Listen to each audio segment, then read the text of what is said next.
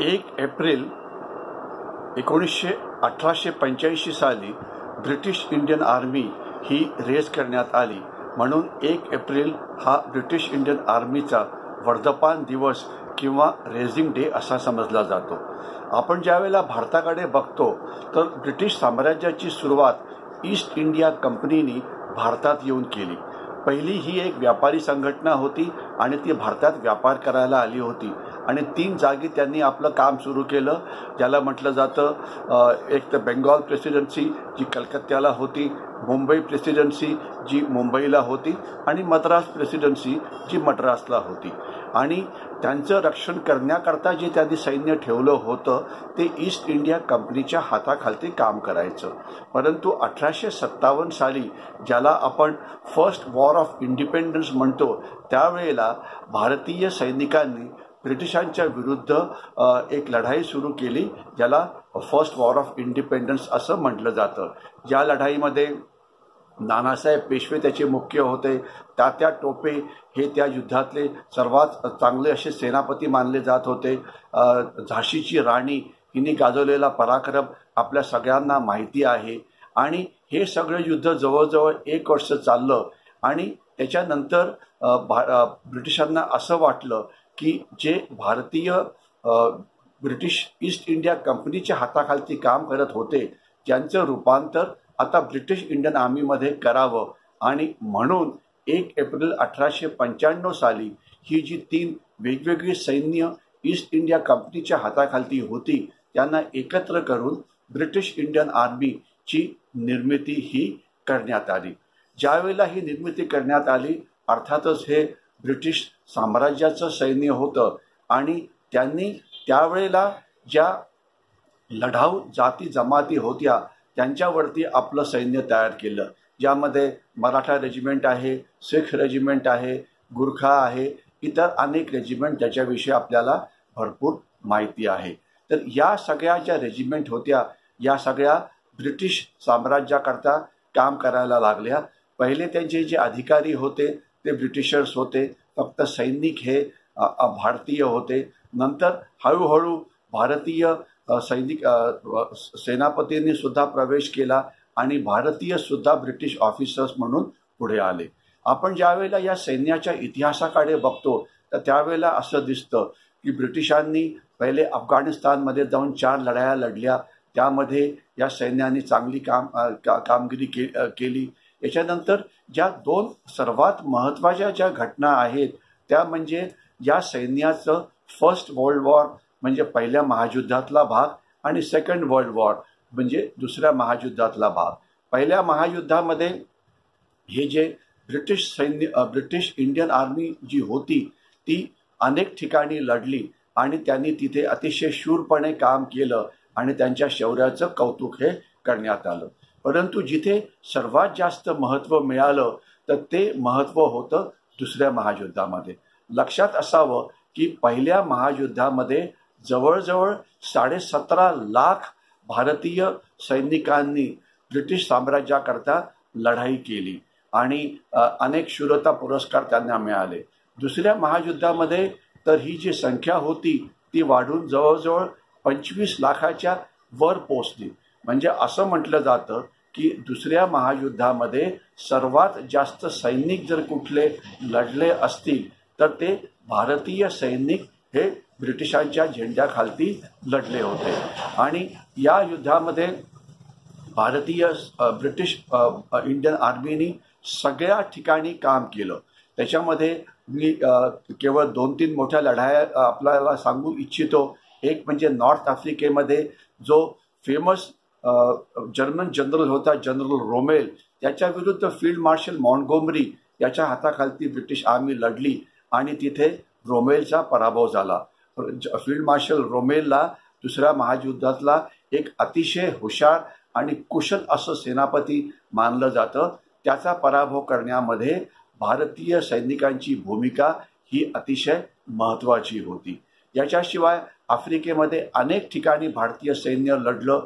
युरोपमध्ये इटालीमध्ये लढलं आणि आपल्याला कल्पना असेल की दुसऱ्या महायुद्धामध्ये जर्मनी आणि इटाली एका बाजूला होते, त्यांच्याबरोबर जपान सुद्धा होतं आणि ब्रिटिश अमेरिकन्स हे दुसऱ्या बाजूला होते. तर इटालीचा सुद्धा पराभव करण्यामध्ये ब्रिटिश इंडियन आर्मीची भूमिका ही अतिशय महत्त्वाची होती. याच्याशिवाय एका अजून महत्त्वाच्या आघाडीवरती जे ब्रिटिश इंडियन आर्मी लढली ते म्हणजे म्यानमारमध्ये किंवा जर्मनी किंवा जपानच्या सैनिकांच्या विरुद्ध. इथे फील्ड मार्शल विल्यम स्लिम हे सैनिकांचं नेतृत्व करत होते. त्यांची 8th आर्मी तिथे होती आणि तिथे ब्रिटिश इंडियन आर्मीनी जपानच्या विरुद्ध अनेक लढाईमध्ये अतिशय उत्कृष्ट कामगिरी केली. याच्यामध्ये वेळेअभावी मी फक्त 2-3 महत्त्वाच्या सेनापतींविषयी बोलेन. एक तर होते त्यावेळेचे सिनियरमोस्ट जनरल करियप्पा, यांनी दुसऱ्या महायुद्धामध्ये अनेक ठिकाणी भाग घेतला. दुसरे होते जनरल थिमय्या. जनरल करियप्पा आपल्याला आठवत असेल की त्यांनी ते ज्यावेळेला भारत 1947 साली स्वतंत्र झाला तर भारतीय सैन्याचे ते पहिले भारतीय सेनापती होते. जनरल करियप्पांचं योगदान 1947च्या लढाईमध्ये फार महत्त्वाचं होतं.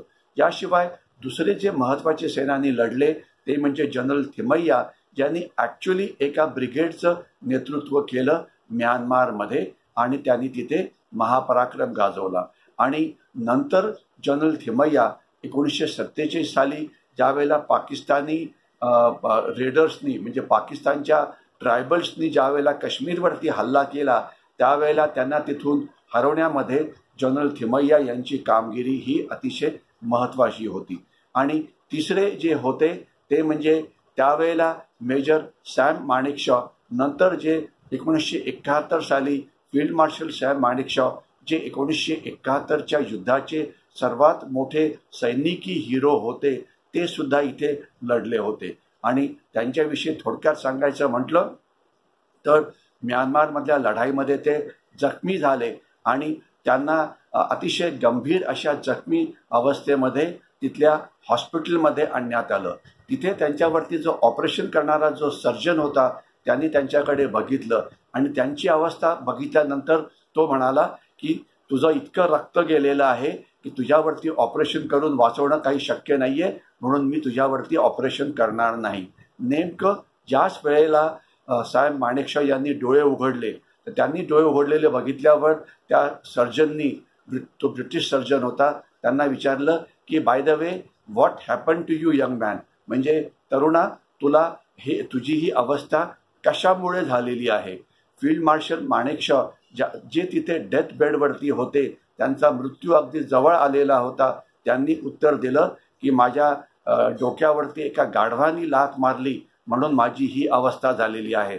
ब्रिटिश सर्जननी ज्या वेळेला त्यांचं हे उत्तर ऐकलं तर त्याला आश्चर्य वाटलं की जो माणूस एका मरणाच्या दारात पोचला आहे तो असं कसं बोलू शकतो. तर तो म्हणाला की नाही, तुझा शूरपणाची मी दाद देतो आणि मी तुझ्यावरती ऑपरेशन करीन. आणि पुढचा इतिहास आहे. त्याच्यावरती ऑपरेशन करण्यात आलं सॅम माणेकशॉंच्या वरती, ते वाचले आणि नंतर ते स्वतंत्र भारताच्या इतिहासामधले सर्वात सक्सेसफुल असे सेनापती बनले. म्हणजे ब्रिटिश इंडियन आर्मी जी ब्रिटिशांकरता लढली आणि त्यांना जो युद्ध अनुभव मिळाला याचा नंतर स्वतंत्र भारताला खूपच फायदा झाला. कारण आपल्याला माहिती पाहिजे 47 साली भारत स्वतंत्र झाला आणि लगेचच पाकिस्तानशी आपलं युद्ध सुरू झालं. पहिले 6 महिने युद्धाचं नेतृत्व ब्रिटिश जनरल्सनी केलं आणि ते लढण्याकरता तयार नव्हते. परंतु जसे भारतीय नेतृत्व आलं 6 महिन्याच्या नंतर जनरल करियप्पा आणि जनरल थिमय्या, त्यावेळेला खरोखर लढण्याची सुरुवात झाली आणि काश्मीर भारतामध्ये आला तो यांच्यामुळे. आणि यामध्ये जनरल थिमय्यानी हे जे टोळीवाले आले होते पठाण ट्रायबल्स काश्मीरमध्ये, त्यांना कसं हरवलं हा एक वेगळाच विषय होऊ शकतो. एवढंच नव्हे तर लडाखमध्ये, कारगिल, लेहमध्ये पाकिस्तानी रेडर्स येऊन पोहोचत होते. तिथे जनरल थिमय्यानी उत्कृष्ट कामगिरी केली आणि रणगाडे ते झोजिला खिंडीच्या पुढे घेऊन गेले.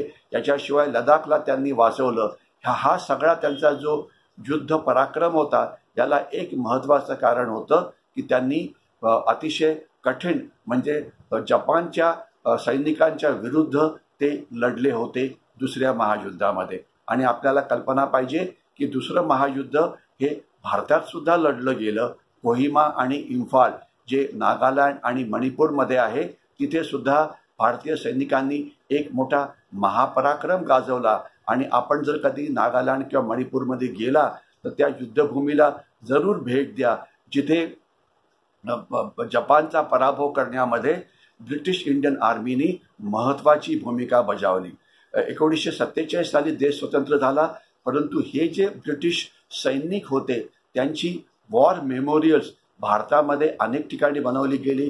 कोहिमा आणि इम्फालविषयी तर मी बोललोच, पण पुण्यामध्ये खडकीला सुद्धा त्यांचं एक असं ग्रेवयार्ड आहे की ज्याचं अजून सुद्धा त्याची जी देखभाल आहे ती ब्रिटिश आर्मी ही करते.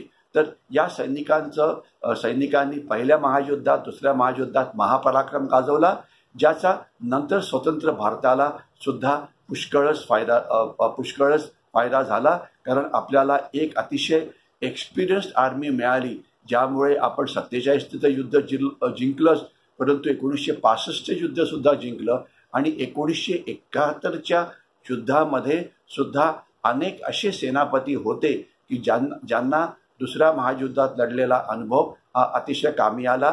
फील्ड मार्शल सॅम मॅडिसनच्या विषयी तर मी बोललोच, त्याच्याशिवाय जनरल भगत सिंग वगैरे होते ज्यांनी दुसऱ्या महायुद्धात सुद्धा भाग घेतला होता. तर थोडक्यात 1 एप्रिल 1895 पासून तर 1947 पर्यंत ब्रिटिश इंडियन आर्मी ही ब्रिटिश साम्राज्याकरता काम करत होती. आणि 1 एप्रिल हा त्यांचा रेझिंग डे आहे किंवा ज्या वेळेला ते फॉर्म झाले होते, म्हणून हा दिवस अजून सुद्धा ब्रिटिश इंडियन आर्मीचं जन्म झाला या दिवशी म्हणून साजरा करते. मी इथेच थांबतो. जय हिंद.